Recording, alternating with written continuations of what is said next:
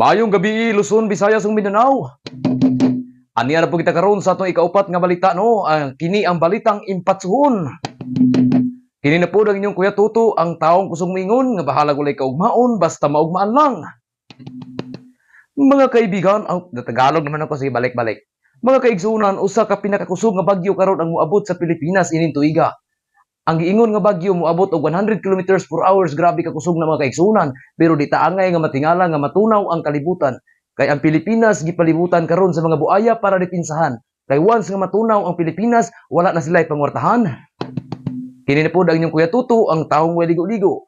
Mga kaigsunan, sa pikas nga bahin, usa na pod ka laing trahedya ang nahitabo karon sa Cebu City. Duha na pod ka upaw ang nagsumbagay tungod sa usa ka sudlay. Ang usa patay. Mga kaigsunan, sa lapikas nga bahin nga pinakamainit nga balita karon sa tuang sa balitang impatsuhon. So aduna na po'y usa ka bata nga na-missing, pero dakog katingala ang mga katawhan kay sa ilang gipangita, ang bata nakit-an kini. Mga kaigsunan, di na nato dugayon ang atong sugilanon aw balita din no. Di na nato dugayon ang ato ang balita, kini ang balitang impatsuhon. Kini na po ang inyong Kuya Tuto, ang tawo nga kusog moingon nga bahala gulay kaugmaon basta maugmaan lang.